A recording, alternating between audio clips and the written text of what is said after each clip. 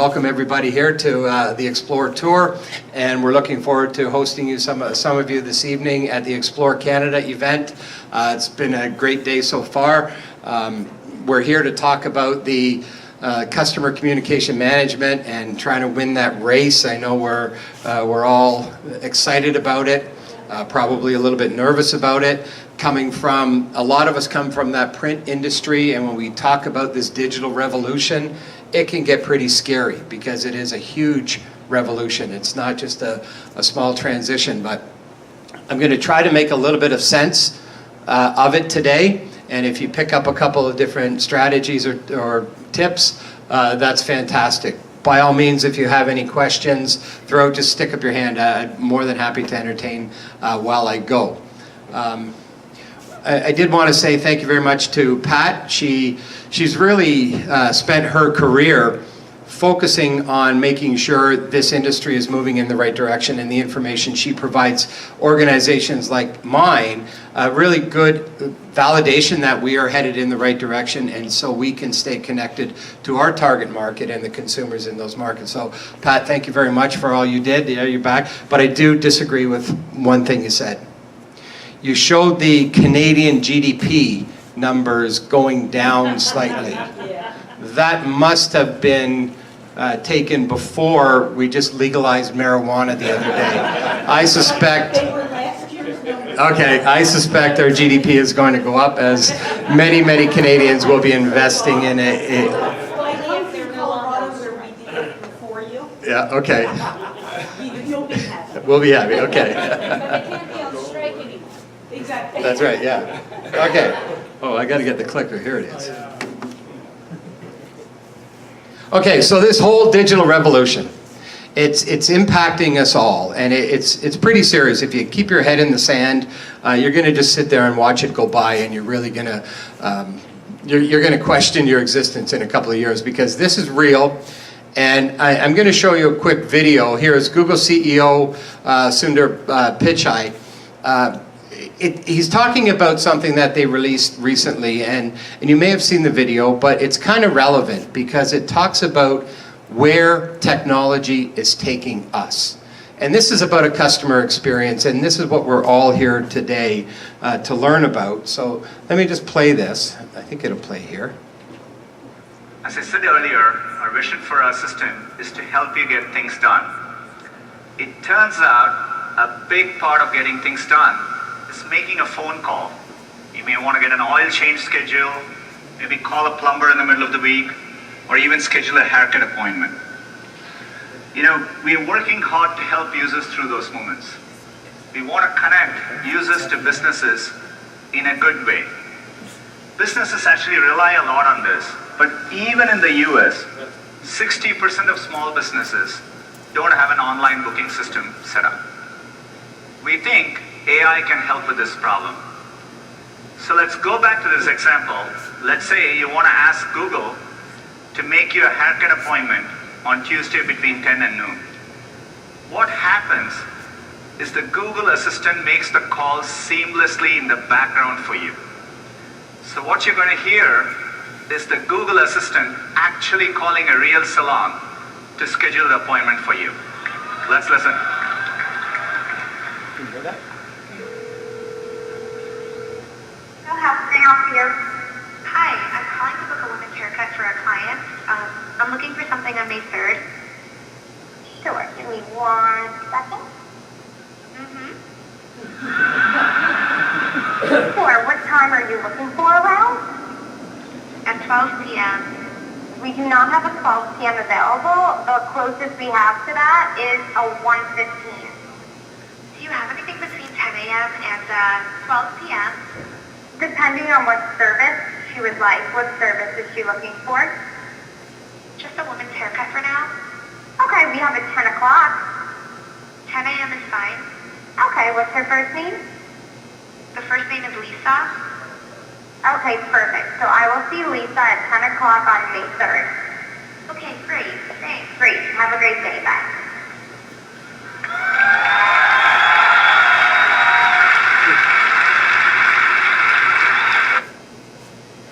Wow. It's pretty amazing what Google is doing. around experiences and experience management and bringing technology into our life. This is all based on AI and machine learning and things behind the scenes, and Google's obviously making millions and millions of dollars in investments in this kind of technology. Well, this type of technology is ultimately going to impact what we do, and that's the customer communication management. If you think about that, was an interaction between a business and a customer, a digital customer, but nonetheless, it was still an interaction. And what we're really talking about is the evolution and migration toward that way. We started out in the print world, and then we got into the PDF world, and we thought that was a big leap forward.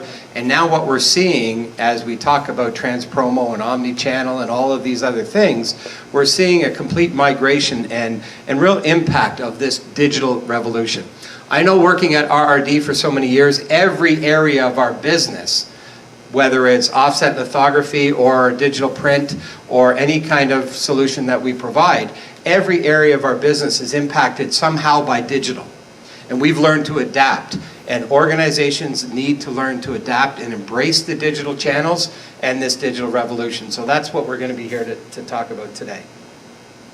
Things we know about this digital revolution. Number one, technology acceleration.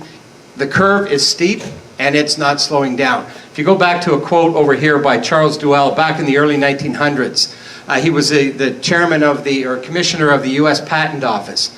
He's been noted to say, everything that can be invented has been invented. That was back in the early 1900s. They said, you know what? Nothing else can get invented. But we know now that technology has exploded over the last, say, 10 years. But don't for a minute think that's it. Don't for a minute think Google is just stopping at that AI. If you think it's bad now, wait 5 years and take a look back and say, oh, that was easy back then. The curve is still steep. So what we need to do is prepare and adapt quickly and be ready for it, because it's still coming. So be open for it. Mobile is ubiquitous. We all know mobile technologies, apps. Every person's either got one, or some of us have two mobile phones, and we use them religiously. Disruptive technologies can either help us or threaten us. This Google thing, it's a disruptive technology that's there to help us. But it can also threaten us. If you ever have time, I would recommend you take an hour or 90 minutes and watch a documentary called The Rise and Fall of Tower Records. And it was great. Here Tower Records was a great organization. They made their money selling records and cassettes and CDs. And in that movie, a reporter asks the CEO, he says, don't you ever fear, now that you've got CDs, which are a digital version of audio, don't you ever fear that at some point homeowners will be able to stream data or stream music into their homes for free? And the CEO said, no, that's probably not going to happen. And if it ever does, it'll be a slow burn and we'll be able to manage the change. Well, a couple of months later, Napster hits the market.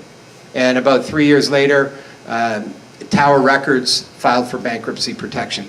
So it's a disruptive technology that they weren't prepared for, and it's a great case study to say, what should industries be prepared to do to make sure that they are not victims of this digital revolution? We all know that consumers are demanding more relevant, timely, personal content across digital and physical media. And we spend a lot of times trying to get there. You know, companies like MessagePoint, who are one of the key sponsors here today, are able to help organizations connect all of those channels that we're communicating with, making sure that you're playing timely information and relevant information to the individual consumer. So MessagePoint, again, another longtime partner of RRD. So thank you very much, MessagePoint. Loyalty is a thing of the past.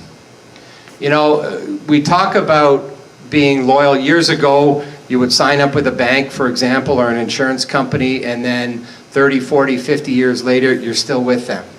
What we're seeing now, and my son is a good case study, He's 30 years old. He was with a bank for probably 5 or 6 years. And the minute that that bank turned their back on him, he loves to trade in Bitcoin and play the cryptocurrency market. The minute the bank said, oh, you know what, we're not going to allow you to manage those transactions in your bank account, he said, that's fine, I'm out of here. And he went to another financial institution. Now, he doesn't have a lot of money at this point of his life, but if the minute you lose that 30-year-old customer, he won't become a 60, 70-year-old customer with lots of wealth. So loyalty is a thing of the past. That bank refused to service him on one transaction, and he left. So be careful. And we have lots more regulations to deal with. I know compliance folks are, anybody who's in the compliance industry and other types of regulations, we know that we've got to increase our focus on compliance. So how do we win this CCM race, and can we win it? Well, here's 5 easy steps to help win the race, and I'll try to pick up some time, so I'm going to put them all up there together. Number 1, be like Google or Amazon. Go out and invest hundreds of millions of dollars into technology tomorrow, and you'll be there in no time, okay? Not a problem. Do everything, blockchain, omni-channel, content integration, data analytics, do it all, okay? And you'll be well on your way. Be the first to get there. Blaze a trail. Don't ever be second. You know, we all know that Neil Armstrong was the first man on the moon. Who was second? Nobody knows, so don't be second. Keep it together. This is not a problem in any organization. IT, marketing, legal, compliance, finance, business stakeholders, they all come work seamlessly together, right? Never ever a problem, no silos in any organization.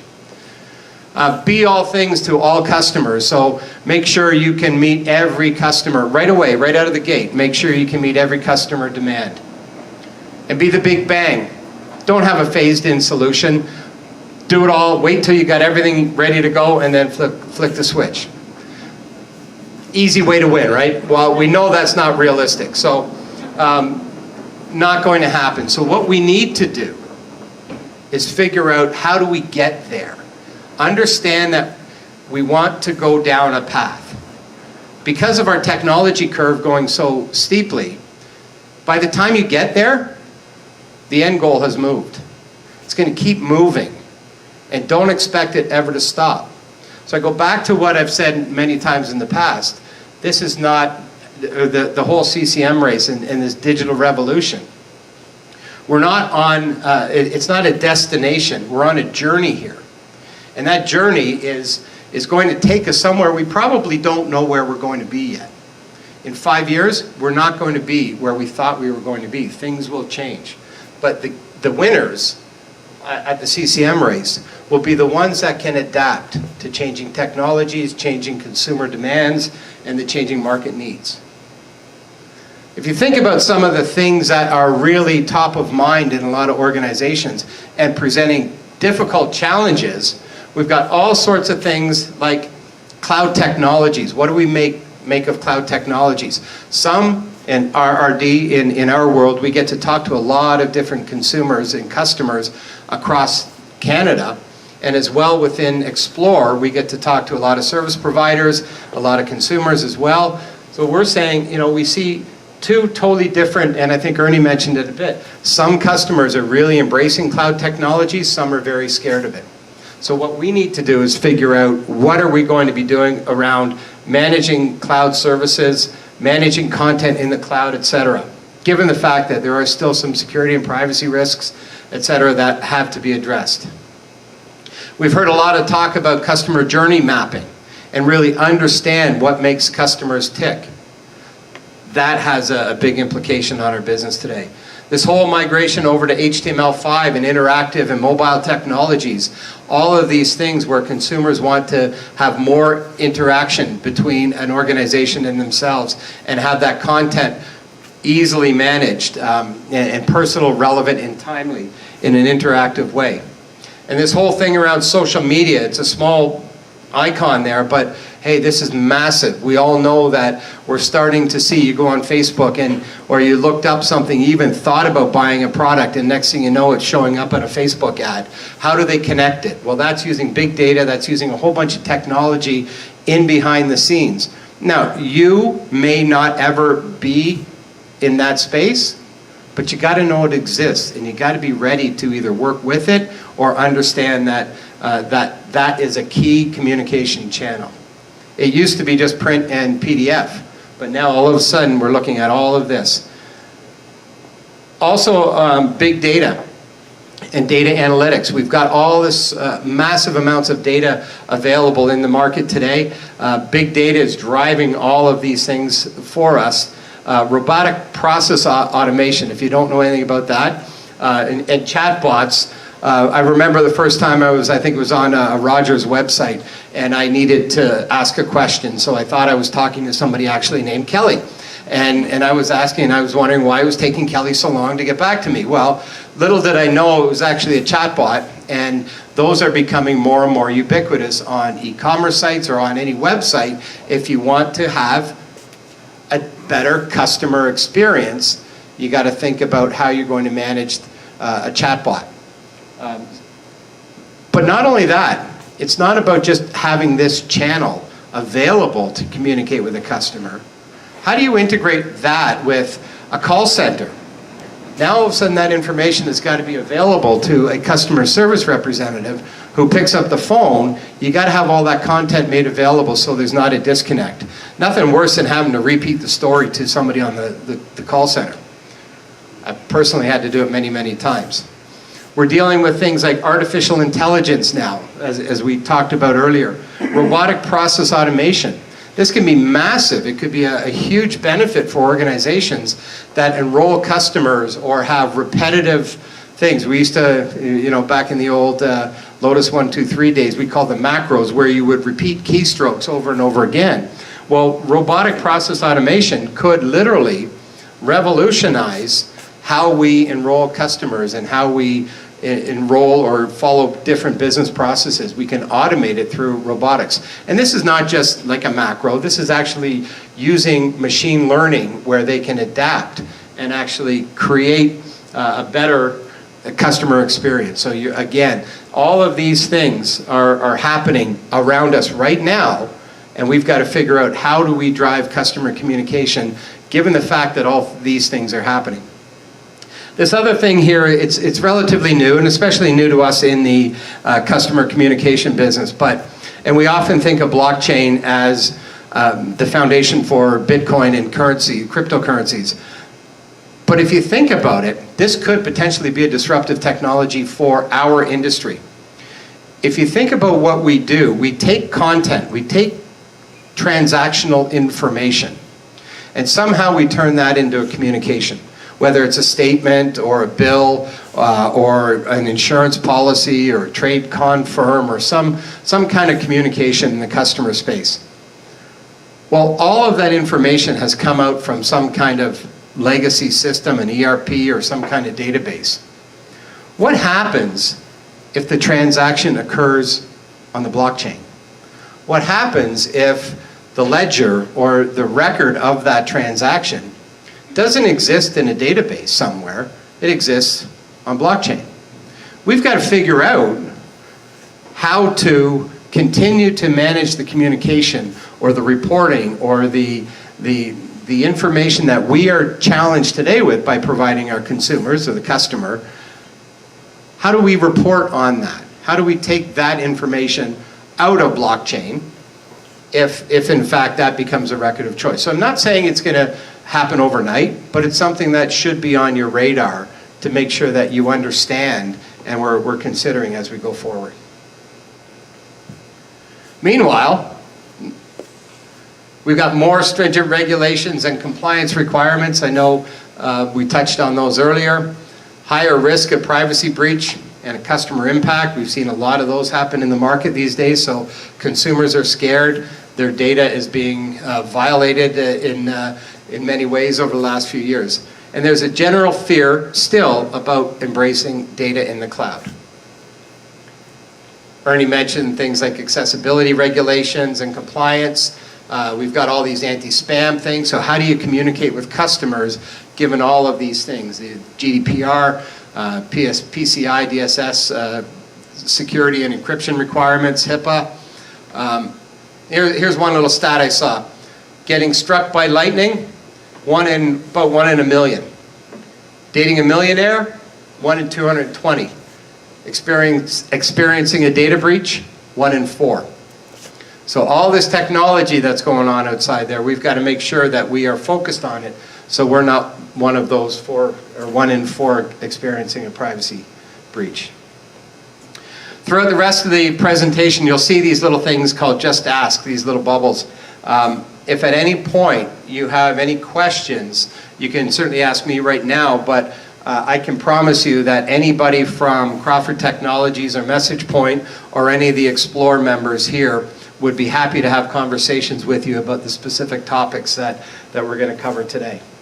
So rather than the 5 obvious ways to win at the CCM space or CCM race, I'm going to give you 5 other ones that will probably be a little bit more realistic. The first one is really don't reinvent the wheel. Let's try to build on what we've got today, continue to move down a path, leverage the technologies and the content that we have today, and augment it rather than just try to blow it all up and start over again. First thing you got to do is understand your customers. Last time I was at the Xplor conference, Xploration in Florida, we learned a lot about customer journey mapping.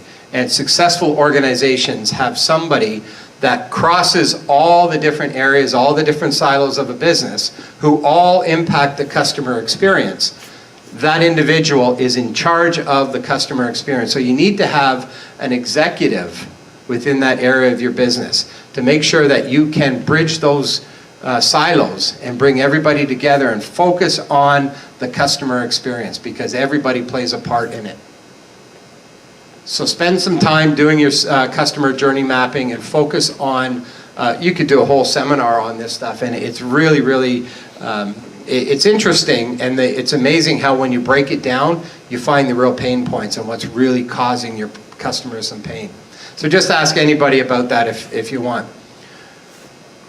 What does your statement say about you and your company?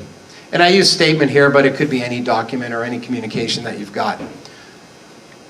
One of the clients that I've dealt with in the past did a study on their own call center, and it's a very, very large financial organization. They said up to 90% of their call center interactions were attributable directly to the statement information.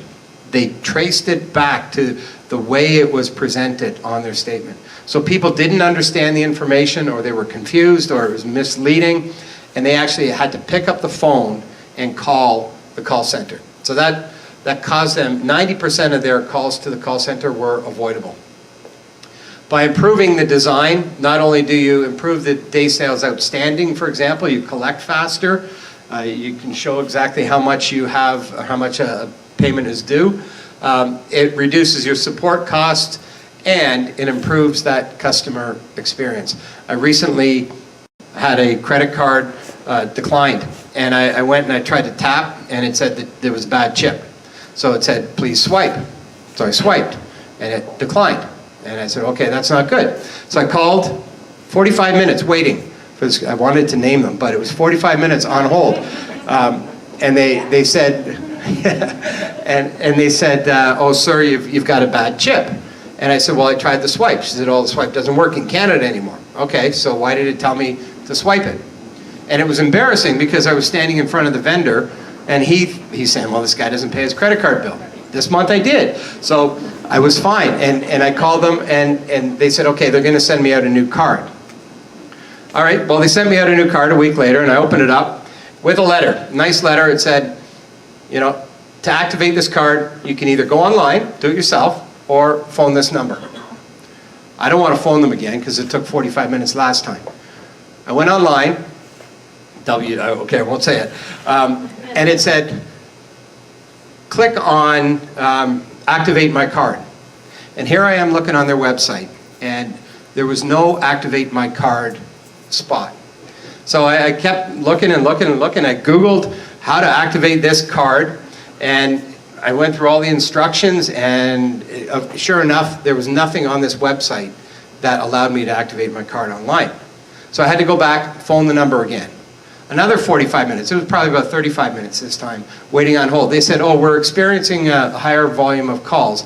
This was at about 7 o'clock in the morning one day, so I just suspect that they didn't have the infrastructure to handle the call. But anyway, I finally get through to somebody, and he says, oh, by the way, you don't need to activate that card. It was a replacement card, therefore it's automatically activated. But I had 2 instructions, the little sticker on the card and a letter. So that to me was a terrible experience, and I'm ready to leave them, and I could easily switch to another organization. So really, the point here is review the communication. The guy said to me, oh, that's just a blanket letter or a generic letter that goes out with all cards. Well, it shouldn't be. It should have dealt with my situation personally. That's my experience, and I will, yes, Joanne. You know I'm going to ask a question. Go right ahead, yes. So you gave the example of your son leaving because of the blockchain incident. You've given this example, this horrific example, but you're still there. What would it take you to leave? Oh, it was 2 days ago that this happened. Yeah, I just haven't had time to get it to. Yeah, no, seriously. How much pain, this goes to everybody, part is tolerable before, like, what is that threshold? Well, it all depends on how difficult it is to change, I would assume. For my son, that was a very important part of his life. He loves trading Bitcoin and cryptocurrencies. So he was not going to allow anybody to prevent that. So that was important enough. Now, for me, I like the card, it gives me good rewards, so maybe I will overlook it. But there's a generation younger than me that has less tolerance. And I think that's what we're seeing in the market today too. So don't reinvent the wheel. Focus on the message first. Get it right. Leverage what you have and build on it. We always said PDFs weren't mobile friendly. Have you ever tried to look at a PDF on your phone? Not very good. So we said that, that's where we said we need multi-channel and HTML5 and all these other nice things. But before you get there, why not take a shortcut? And you can actually make your PDF mobile friendly. I'll show you an example of that in a minute. So integrated multi-channel is easier than you thought.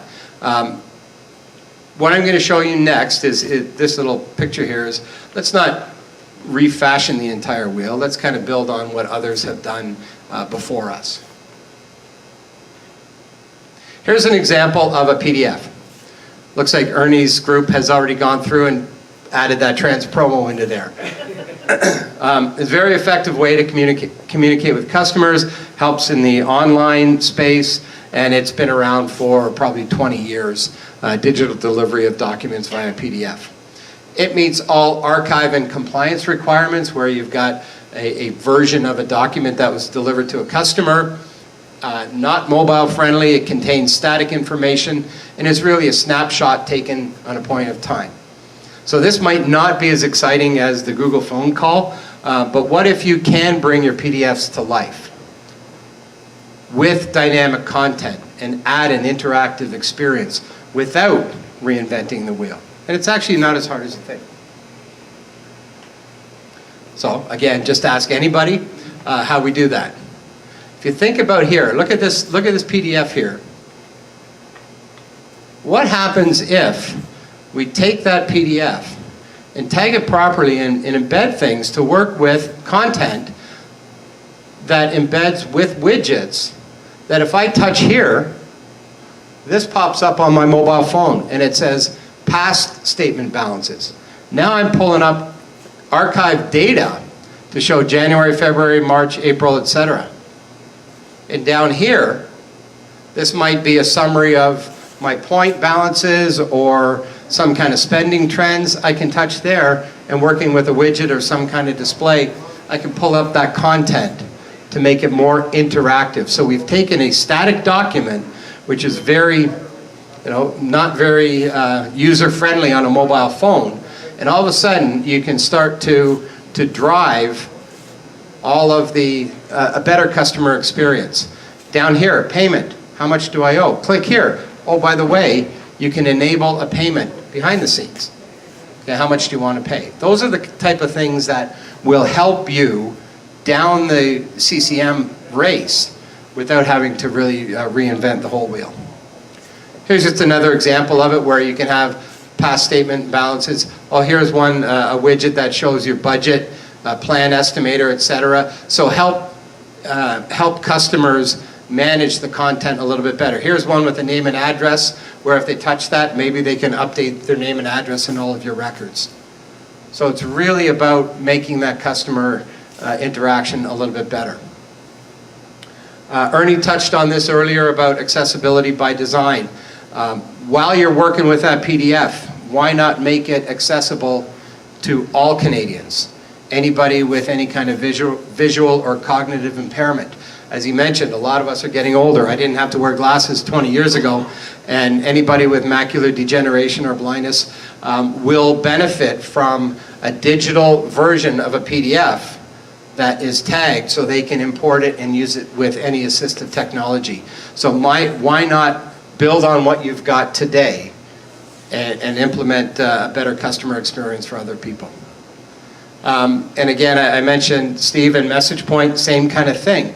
You've got the data, you're working with channels, you're composing data.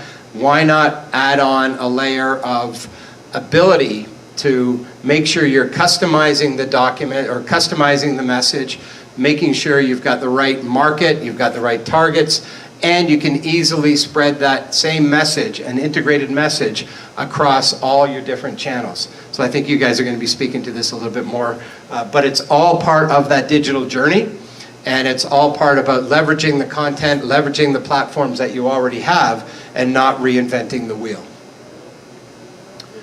We've probably all heard about HTML5, how it allows us, these are really some enablers. A lot of us have been using tools in the market like OpenText or the old HP Extreme, OpenText Extreme, and the old GMC, the Quadient products, to compose and transform content. You can now use these tools quite easily to make those connections to consumers more interactive by using HTML5. So it's really not that difficult for us. Content is key. Whether you're looking for on-demand processing of documents, so for example, you're sitting in, I don't know, let's say you're sitting in an insurance agent's office and he or she wants to sell you a life insurance policy or home insurance or auto policy, maybe combined all of the above. And you're sitting there talking to them and they put it all together for you. Well, before you leave, they want to get you to sign on the dotted line. They want to sell you the business, get you the business. So why not be able to create all of that workflow immediately, create your special, your customized document on demand. It might be a 30, 40-page document, could be digital, but before that consumer gets up and leaves the office, you can present a digital version of that document for their signature or electronic signature. All that within 2 or 3 seconds. Worked with one of our industry partners who's sitting in this room right now to be able to deliver these type of solutions. Okay. The rest of the digital journey relies heavily on leveraging new tools, technology, and processes to access content in a way that will help businesses connect with consumers. So all the things we're talking about, AI, chatbots, etc., it's all about leveraging the technology, leveraging technology to access content. For the most part, that's there. That will be able to better purpose and share. Here's something new. Just ask. Okay. Be happy to talk to you about it afterwards. What if you could say, Alexa, how much do I owe on my credit card? Now Alexa can go accessing authorized content and come back and say, Bob, your last balance was $850. You made a payment of $200 on October 3rd. Your current payment of $95 is November 1st. I wish it was only that much. Would you like me to make a payment from your checking account? Yes. How much would you like to pay? Oh, pay it all off. And have Alexa facilitate the payment. Technology's here, folks, without reinventing the wheel, without making massive investment. The technology is here to do these type of things. Talk about an improved customer experience. That's where we're headed. I talked a little bit about chatbots. Chatbots are widely used computer programs or AI designed to conduct auditory or textual conversations in a way that simulates how a human would respond, correct? Auditory chatbots are being used to provide and prompt customer service. They respond to human voice, they can sense emotion and react. So now you could actually have a chatbot that listens. And instead of a human person responding to me when I was pretty upset with that credit card company, I could have been talking to a bot. And that bot is trained to listen to my voice and know if I'm getting agitated and respond differently. Maybe respond to a different offer. If I'm really getting upset and I'm going to leave, that chatbot may want to say, I want this person, I want to win this guy back, so come up with a different loyalty program or something to make me happy. There's an organization there that's using AI in conjunction with human customer service. So the AI will listen to the call and listen to the customer and actually prompt the CSR on what to say before they say it. Now they can always override, but they've got there are like 60,000 different commands that this chatbot can tell and help and augment the human interaction, all designed to help that customer experience. So those are the types of technologies that we are starting to see impact the overall business. So you can either have, ultimately, you think about Google cars, auto driving. It's ultimately going to impact, all these technologies are very similar. They're all heading in the same direction. We talked a little bit about robotic process automation, so I'm going to try to pick up a little bit of time. A winning CCM roadmap, focus on your content. Don't automate a bad process. Fix the content. Make sure that that first communication with your customer is accurate, relevant, speaks directly to them.